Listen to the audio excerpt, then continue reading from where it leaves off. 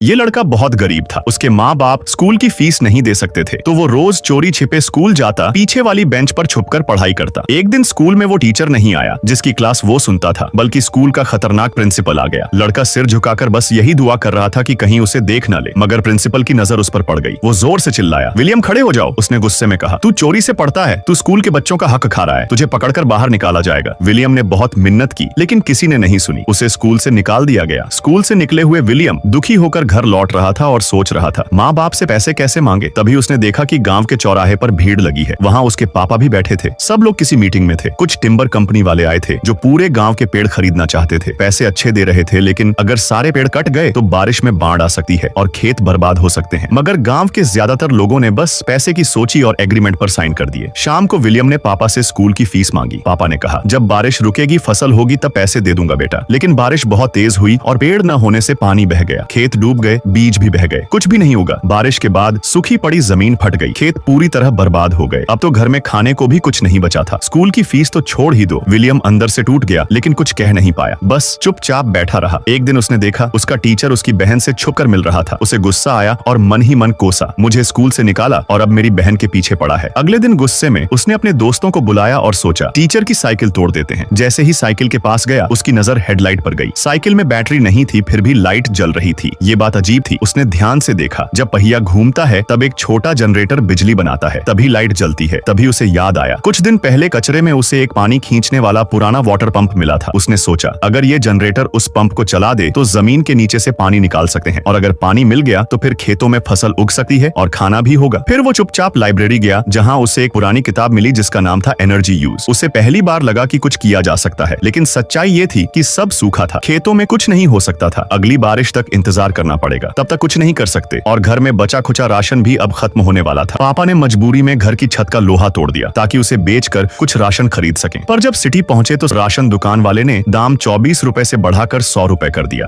अब लड़के के भरोसे ही सब कुछ था। कमेंट करो, पार्ट 2 वीडियो मिल जाएगी। ये लड़का बहुत गरीब था। उसके माँ बाप स्कूल की फीस नहीं दे सकते थे, तो वो रोज चोरी छिपे स्कूल जाता, पीछे वाली बेंच पर छुपकर पढ़ाई करता। एक दिन स्कूल में वो टीचर नहीं आया जिसकी क्लास वो सुनता था, बल्कि स्कूल का खतरनाक प्रिंसिपल आ गया। लड़का सिर झुकाकर बस यही दुआ कर रहा था कि कहीं उसे देख न ले, मगर प्रिंसिपल की नजर उस पर पड़ गई। वो जोर से चिल्लाया, विलियम खड़े हो जाओ। उसने गुस्से में कहा, तू चोरी से पढ़ता है, तू स्कूल के बच्चों का हक खा रहा है, तुझे पकड़कर बाहर निकाला जाएगा। विलियम ने बहुत मिन्नत की, लेकिन किसी ने नहीं सुनी। उसे स्कूल से निकाल दिया गया। स्कूल से निकले हुए विलियम दुखी होकर घर लौट रहा था और सोच रहा था माँ बाप से पैसे कैसे मांगे। तभी उसने देखा कि गांव के चौराहे पर भीड़ लगी है। वहाँ उसके पापा भी बैठे थे। सब लोग किसी मीटिंग में थे। कुछ टिम्बर कंपनी वाले आए थे जो पूरे गांव के पेड़ खरीदना चाहते थे। पैसे अच्छे दे रहे थे, लेकिन अगर सारे